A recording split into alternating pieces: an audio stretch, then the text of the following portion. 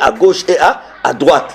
Et je lui dis aussi que moi, je suis détenteur de support où Papa Émile dit, il y aura un silence.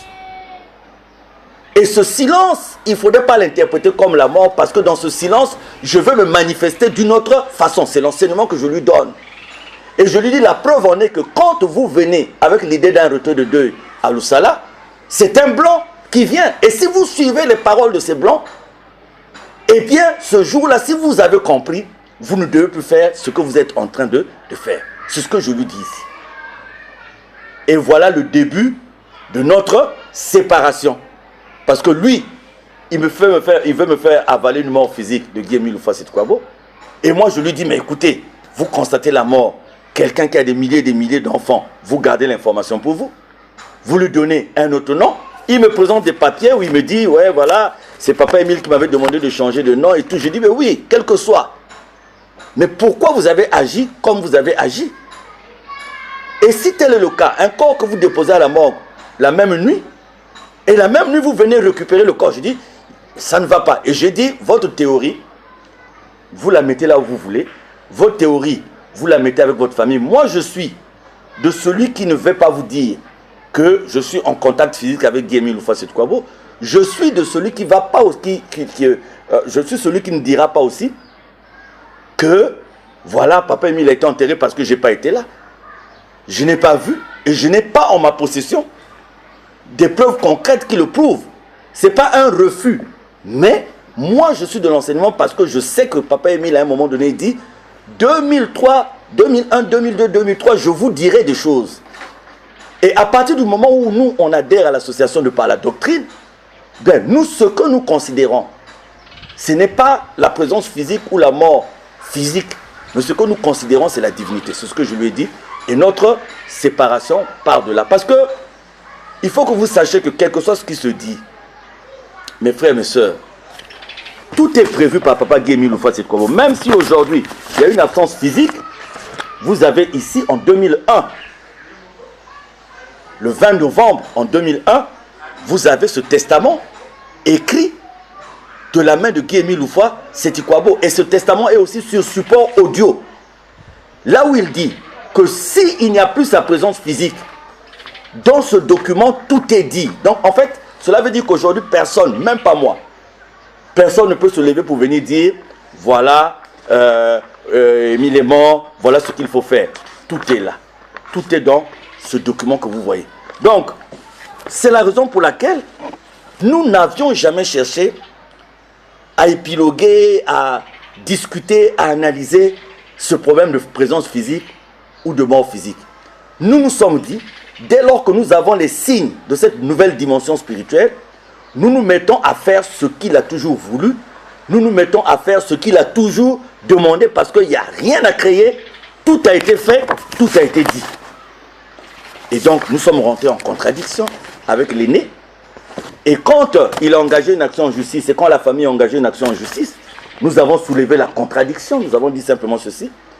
Comment vous pouvez engager une action en justice pour une présomption d'absence à partir du moment où vous détenez déjà un acte de décès? Donc vous avez fait un acte de décès qui reconnaît la mort de la personne. Donc à partir de ce moment, pourquoi vous engagez encore une procédure de présomption d'absence? Nous avons aussi ici les copies d'actes de naissance sur le changement d'identité et tout. Nous savons aujourd'hui, parce que nous avons remonté la filière, nous savons que c'est des faux.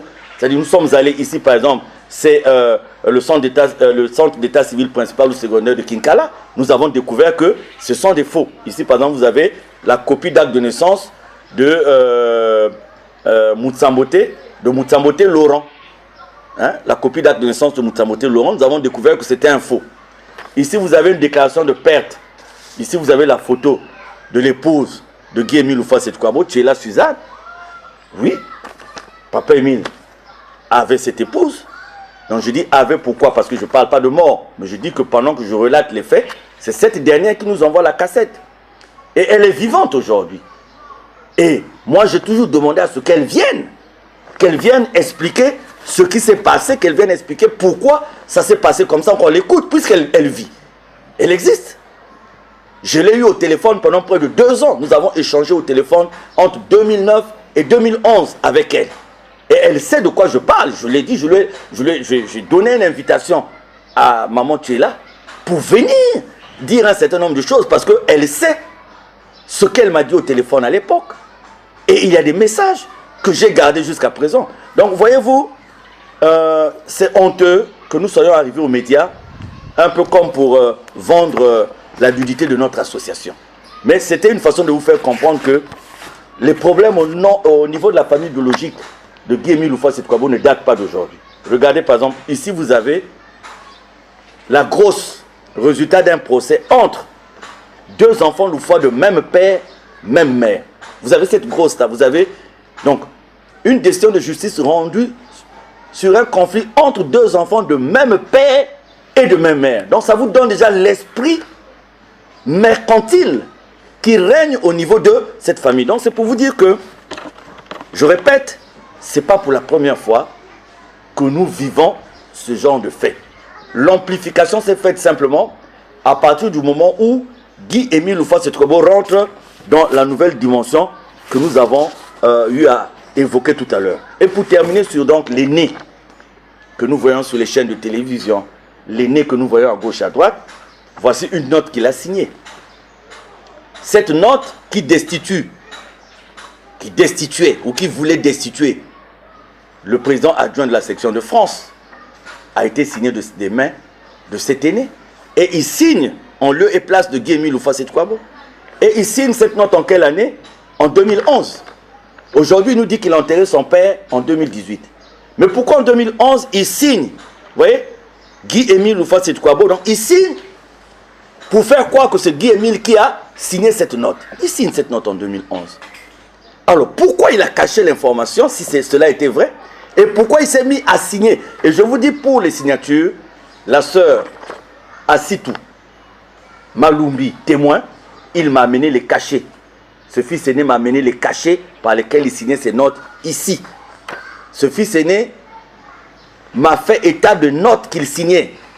Dans un premier temps, il est venu dans mon bureau à l'hôpital régional des armées quand j'y étais, accompagné de feu frère Kaba, et ils avaient tous ces documents où il m'a dit comment ça se passait entre Bikinou Bisombolo, son frère Dalvi et lui, et comment il signait les notes en lieu et place de Guy-Émile Houphouët-Boigny, ce qui est faux et usage de faux. Donc en 2011, lui qui dit aujourd'hui qu'il a enterré son père en 2018, en 2011, le voilà qui signe les notes. Et c'est cette note qui a fait que je me rende à Paris. Je suis parti à Paris résoudre cette situation dans les prérogatives que me donne Papa Émile. Et ça est sur support cassette, parce que en 2008, dans les directives qu'il me donne, il me donne aussi la directive d'aller dans toutes les sections, chaque fois que le besoin se fait sentir. Je suis allé à Paris, et c'est là où j'arrive à la troisième personne, parce que j'ai parlé de ma modeste personne, je parlais du fils aîné, et je m'en vais vous parler de la troisième personne, donc ce professeur, ce musicologue de France, pour vous dire que j'avais des bonnes relations avec lui aussi. Nous avons eu à organiser ici une fête de 20 mai. Et nous avions besoin à l'époque des gens capables de dire la doctrine de Guy-Émile Houphouët-Boigny. Et c'est moi qui ai pris la décision. J'ai dit, pour la fête du 20 mai, nous allons inviter des sommités. Et pour ces sommités, il faut qu'il y ait des gens dignes et qui ont l'enseignement et qui ont l'art de rendre. Et c'est moi qui ai choisi notre frère qu'on appelle Lévin Ziengi. J'ai dit, on va le faire venir de France pour ce 20 mai. Et j'ai choisi un autre frère, Darius Abayunga du Gabon. Et c'est là où j'ai eu des retours d'informations.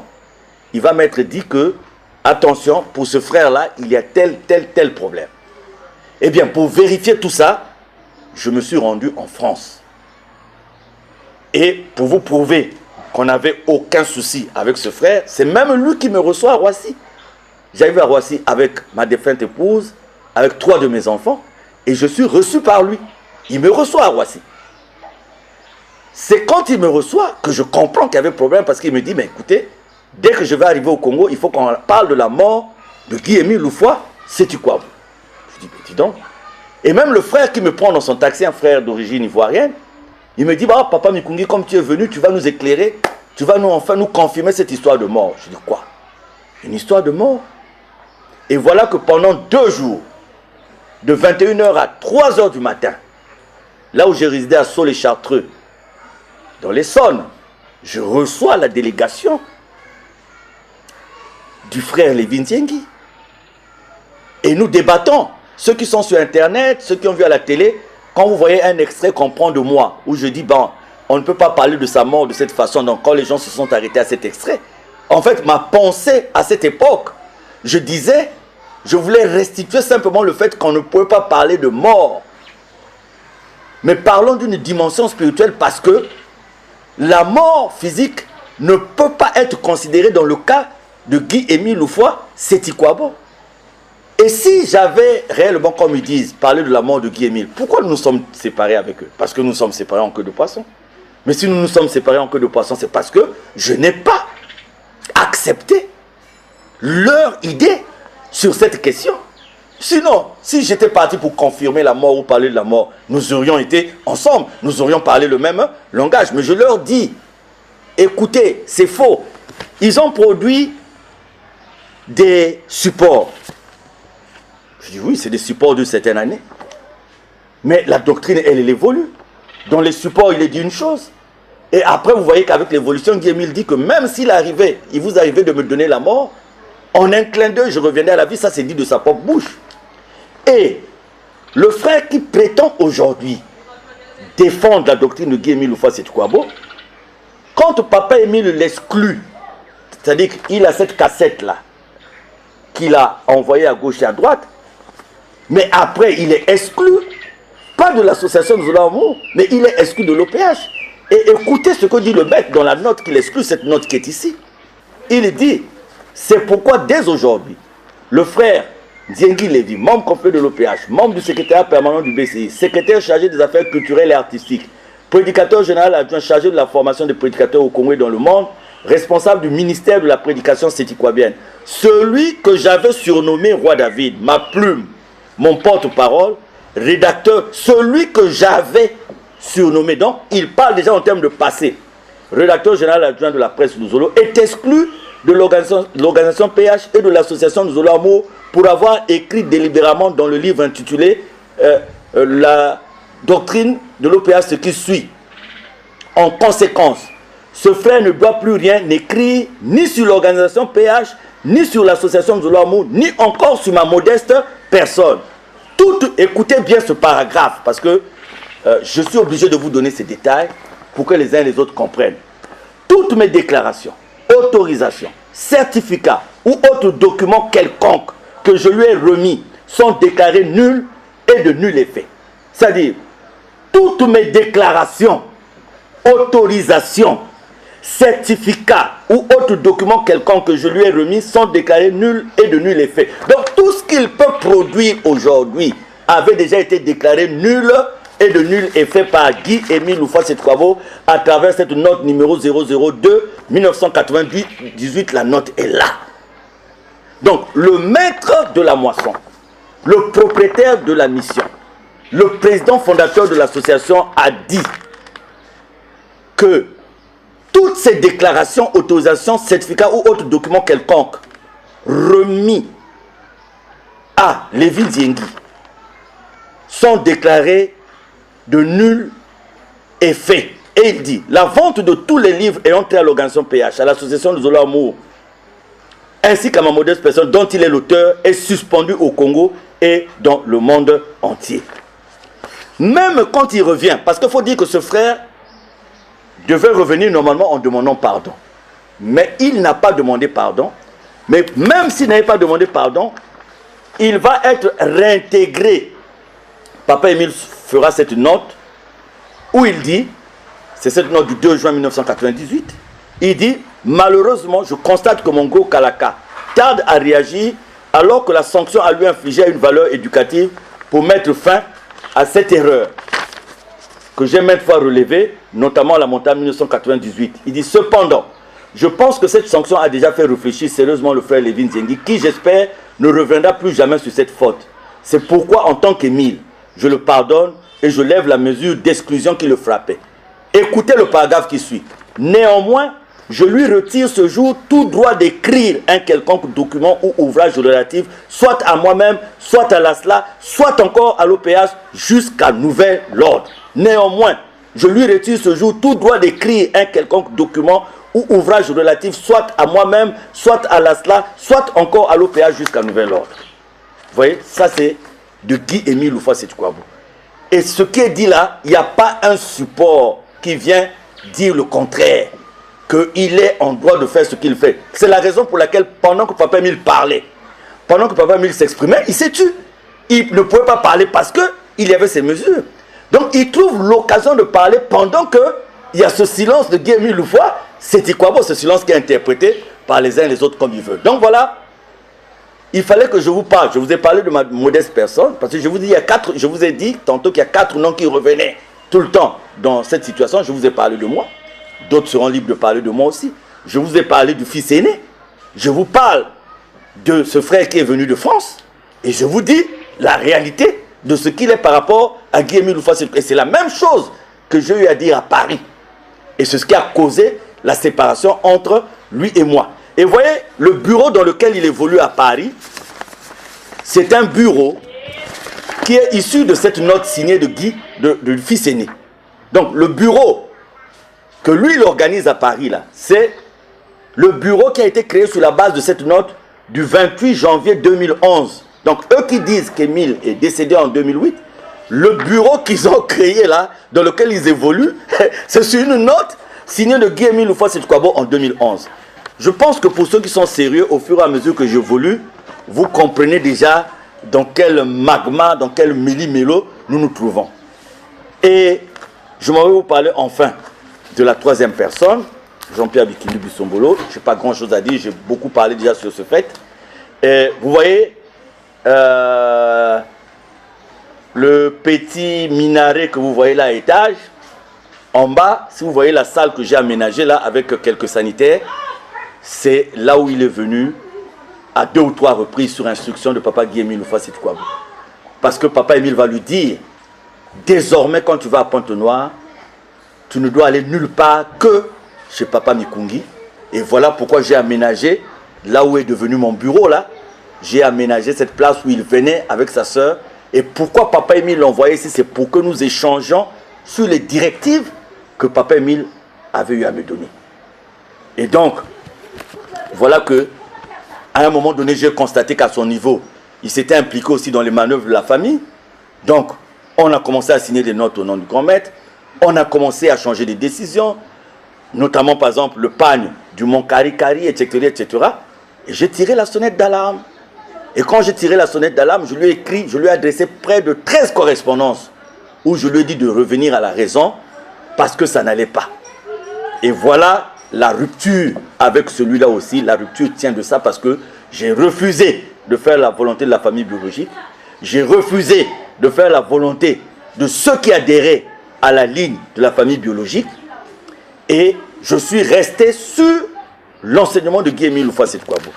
Comme exemple, parce que nous en avons déjà beaucoup parlé, quand Papa Émile déclare que les statuts de 2001, nul n'a le droit de les changer. Voici que M. Jean-Pierre Bikindi Bissombolo et son équipe, voici les statuts, le règlement intérieur qu'ils ont voulu changer, alors qu'il n'existe aucun support contraire. Parce qu'il aurait fallu qu'il vienne nous dire, écoutez, on va changer les statuts, parce que nous sommes déjà conscients du fait que Guy-Émile dit, qu'il soit vivant, qu'il soit mort, nul n'a le droit de changer les statuts. Et voilà que eux, ils arrivent à changer ces statuts, le règlement intérieur, ils changent même le récépissé, sans pour autant nous donner le support. Donc, ça, ce conflit, vous le connaissez, c'est ce qui a conduit à ce qu'il pende une note.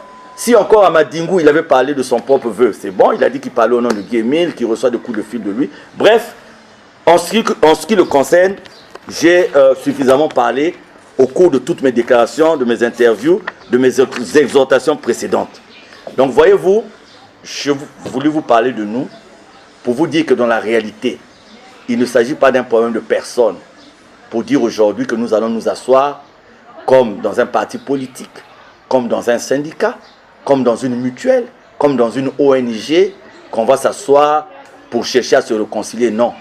aujourd'hui, s'il y a une réconciliation à faire, elle se fait sur la personne de Guy-Émile Loufoua Seti Kouabo. S'il y a une réconciliation à faire, elle se fait sur la mission de Guy-Émile Loufoua Seti Kouabo. S'il y a une réconciliation à faire, elle se fait sur la doctrine de Guy-Émile Loufoua Seti Kouabo pour arriver à ceci, à la mise en pratique du but de l'association. Voilà, ce que veut Guy-Émile Loufoua Seti Kouabo de son association, c'est mettre en pratique ce qu'il a consigné dans ce document qui est signé de lui. Nous devons tous nous battre aujourd'hui pour mettre en pratique le but de l'association. C'est pour cela que nous sommes restés constants. Aujourd'hui, nous sommes ouverts. Vous pouvez venir nous auditer sur les finances. Vous avez par exemple ici un rapport financier de l'année 2017. Nous en faisons tous les ans. Nous avons la transparence dans tous les documents. Nous avons nos défaillances, c'est vrai, mais nous avons tenu à rester dans cette dynamique de Papa Guy-Émile Loufoua Seti Kouabo.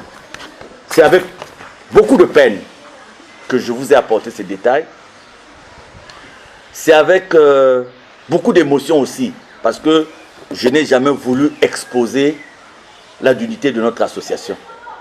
Mais l'évolution de la situation exigeait que je vienne vers vous. J'ai encore d'autres choses à vous montrer. J'ai encore d'autres choses à vous dire. Mais je veux être celui qui garde encore la maison. Pour l'instant, voilà ce que j'ai tenu à mettre à votre disposition pour la compréhension de tout ce qui se passe. Voilà ce que j'ai tenu à vous dire, vous qui vous intéressez à l'évolution de la situation de notre association. Et vous dire que nous sommes dans une confiance telle que rien, absolument rien ne viendra nous détourner de la voie dans laquelle nous sommes, parce que c'est la voie tracée par Guy-Émile Loufoua Seti Kouabo.